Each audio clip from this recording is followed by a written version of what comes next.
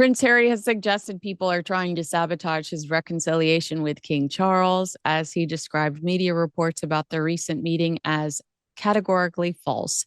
This was a report in The Sun on Saturday suggesting the reunion had been more formal than expected, with the Duke reportedly left feeling like he was being treated as an official visitor rather than family. In a statement, Prince Harry's spokesperson said the claims were pure invention fed. One can only assume by sources intent on sabotaging any reconciliation between father and son. In his statement, Prince Harry, what the you know what, also Yeah. corrected part of the Sun's report about the gifts that had been exchanged. The Sun had initially said a framed photograph of the Duke and Duchess of Sussex's family was exchanged. And in Harry's statement, he says, while we would have preferred such details to remain private for the sake of clarity, we can confirm that a framed photograph was handed over. However, the image did not contain the Duke and Duchess of Sussex. It's so funny to me, like that was so important that he clarify that they didn't hand over a picture of Meghan Markle, which, by the way, it was vague enough. I mean, the Duke and Duchess of Sussex's family, likely the children, I'd consider that a family portrait. So we know that part of the Sun, which the Sun refuses to retract the story. We know that at least part of the story is true because Harry admits that in this statement. Also, why did Harry not lash out when Us Weekly reported that there was a tearful reunion, that there were hugs and cries, and that they missed each other? Or Page Six, when Page Six reported that it was an emotional reunion. Like, isn't it interesting that he picks and chooses what he lashes out at? And to me, this weird, very weird reaction did nothing but confirmed the Sun report for me. Uh, I think the royal household of the king are probably a bit bewildered. To say that men in grey suits are briefing against him, that if I just find it, I just don't see the point, particularly as they've been working hard to try and create some common ground, as it were. Not just to say, right, repair the relationship. The king has made it quite clear you can't be half in and half out. You've got to be, but we can have a relationship. And then we find out we've now dissecting every 50 odd minutes now. 1 minute we've got tears and recurrent, whatever. It's sort of the emotional coming together. One person I think has described it was something we got the Treaty of Versailles happening here. It was the biggest moment forever. No, it was just mum and as father and son getting together to just have, he's in town. So let's meet up. Yes, in the royal family, because the king's diary is scheduled to a nanosecond. So this is the problem. But to then now, the briefing must have come from somewhere. And I don't think the royal family will gain anything by briefing. They'll just say, right, they met. We don't need to say anything. And you almost feel this is a litmus test as to how do we repair the meeting without it becoming a series of leaks from the one side in particular. And So you didn't feel like this was retaliation from someone at the palace who did not like that once Harry left, all of a sudden we started hearing stories about Harry creating his own new working model so that he could come back into the royal fold. And this was something he was working on with his dad. We discussed those stories last week. You didn't feel at all like this story in the Sun might have been placed there by somebody that does work for the royal household that said, you need to sit down. That's not factually true. You know what? Stop lying. We're going to say how it was. It was formal. It was yeah, uncomfortable. You were basically a stranger. I think we can essence that it was not probably the tear stained reunion, that we are expected to believe. It would have been formal. And I think because obviously we see Harry doing these quasi royal tours, and yes, he may have done a great work with Wellchild and the other organisations he's part of. I'm not dismissing that, but he can't expect to then have the blessing of the royal family. He can't, because they don't. You're either a working member of the royal family, or you're not.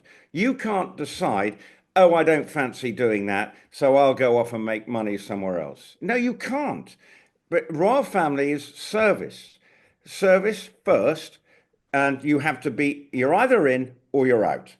And actually, the best ones are totally committed, get on with it. But Harry is a waver, he's flaky. Mm, And if he doesn't like something, he's spoiled. He's a spoilt brat. And he's a spoilt, entitled brat, just unfortunately a bit like his uncle, and wants it exactly. both ways. He wants it, and it's not right. And at this meeting, I am absolutely convinced was expected to be one that, right, we get together, we don't say a word, because that's the way to rebuild trust. Now the king is having to deal with endless sort of queries and questions. What actually happened here? Now the Sussex team are having to deny things, but they obviously put it out there. Why would the royal household? They're having now to sort of, in a way, say things just to say, let's just have a bit of common sense here and calmness. This was a meeting between father and son who haven't seen each other for some time. Behind the scenes, we've had people just sort of saying, what are we going to try and do here? Because they're basically from a family point of view, not from a royal family point of view. The two things are very different. But unfortunately, Harry still thinks now, and he's suddenly regretting, oh, I wish I hadn't left, possibly. Although he says he's wonderfully happy with his life in California, my take is he is better when he's doing what he was trained to do, which is to glad hand, create people around him. He had and did do a good job at that. And there are still Also, charities. think about.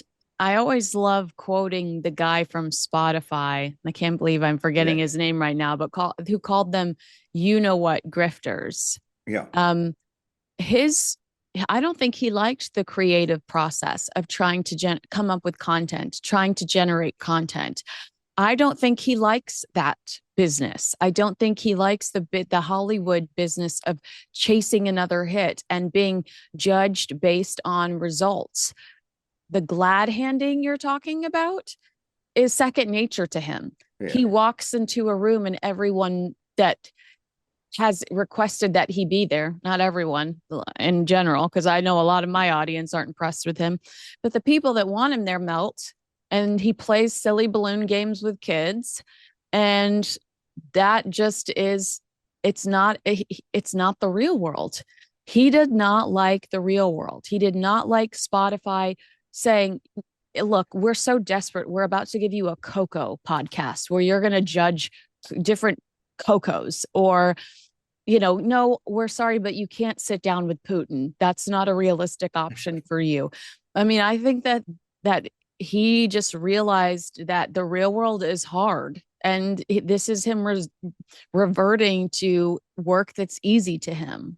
What the traditional royal working thing is easy to him because it's everything's managed for him.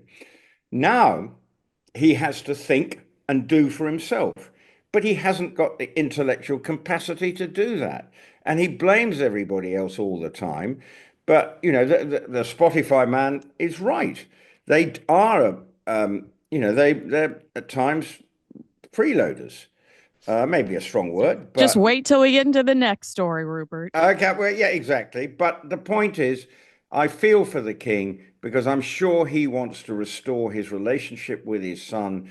But again, that trust, it's stepped back again because Harry has found ways to get the stories out. The only thing is, if he did give a family picture of his children, I hope he gave them a picture with their faces.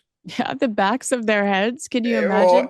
Or which would be a slightly different because we just seem to be having endless drip-fed pictures of two children with their heads. I'm saying privacy's all fine and dandy, but I'm getting a little bit bored with these endless pictures of two children standing next to each other, looking away, as if they've been told, right, I stand think there.